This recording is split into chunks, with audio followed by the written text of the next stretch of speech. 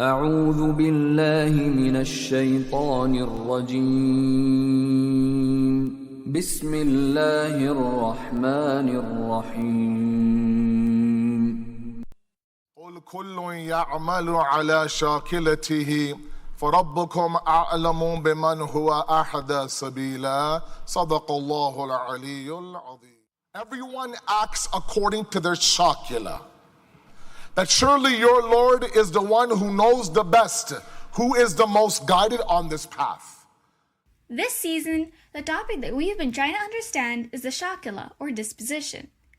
We have been discussing how Allah rescues us from the plight of our disposition. This is not easy, and that's okay. Imam Ali alayhi salam says, Sabr occurs in 3 instances: during struggles, against shaitan, and also in the worship of Allah. Today, we will be analyzing the first 2 ayahs of Surah Jummah. In Surah Jummah, Allah says, "Whatever is in the heavens and whatever is in the earth declares the glory of Allah, the King, the Pure, the Mighty, the Wise. He it is who raised among the inhabitants of Makkah an apostle from among them, who recites to them his communications and purifies them and teaches them the book and the wisdom, although they were before certainly in utter darkness." In the first verse, we see the 4 qualities of Allah: the King, the Pure, the Mighty, and the Wise.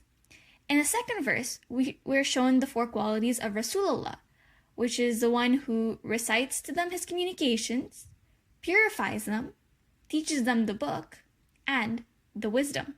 These 2 ayahs are beautifully linked. Look at the first quality of both. Allah is the King. Rasul is the one who recites the communications of the King. Second quality of both. Allah is the pure, and Rasul is the one who purifies the people. And the third quality. Allah is the mighty, and Rasulullah is the one who teaches them the book. A mighty being or a ruler would always have rules. So the Most Mighty also has his rules and his communications, which the Prophet is delivering. Finally, look at the 4th quality. Allah is the wise, and Rasul is the one who teaches that wisdom. What is Allah trying to show us with these 2 ayahs? Allah says in the first ayah, because of these 4 names, I am glorified. Everything does my tasbih. So Allah is saying something deep. If you are able to do what is in the second verse, you can be a reflection for what is in the first verse. We should not just follow Allah's rules blindly. He wants us to manifest Him on earth. Then you can share that glorification from the first verse. Not only will they praise me, but they will praise you too. From this, Allah is showing us our potential and our capacity.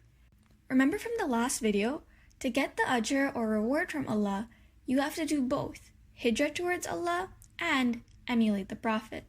Now how do we do this? It's not a magic pill. It took us years to get the shakila. It could take years to change the shakila. That's okay. So how do we actually do this? The first step is to reflect. Understand what's happening. Know in your mind what can be and what you can do.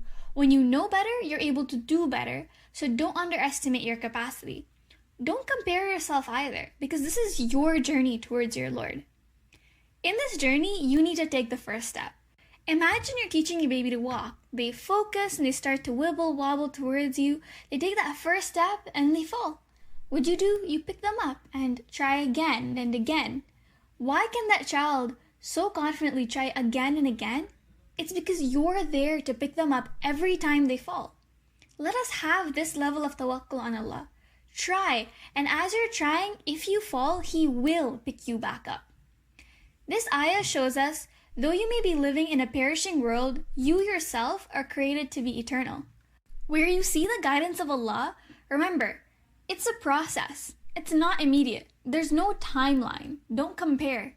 This is the path. All over the Quran, Allah does the most unique thing. He keeps asking us to ask Him to help us on the path. For example, in Surah Fatiha. Now, which path? Sirat. This word itself doesn't have a plural. You can be anywhere on the path as long as you're on the path. You can be slow, fast, walk, run, whatever your capacity is, just stay on the path. That's it. It's not about the destination, it's about staying on the path towards the destination. And this is your journey with Allah. The fact is, you have a maqam and a status with Allah, that He has given you everything for success. Let's look at Imam Hussein alayhi salam. We know his status, we know his maqam, we know how elevated and amazing he was. But the enemies try to pull him down from that maqam. So the question is, who is pulling me down from my maqam? Who is asking us to sell our eternity in our souls for a few followers or #fame or a bigger room? The fact that I am giving my status away for so little means that I myself don't understand how Allah sees me. Allah is saying, you can be a reflection of the King, the pure, the mighty, the wise. Let us work on building up to the status that Allah knows we can reach. Thank you for watching. We've been trying to build our chakra together to make ourselves better.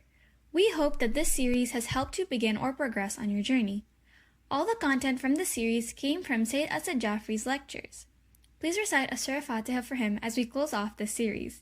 Thank you for your support.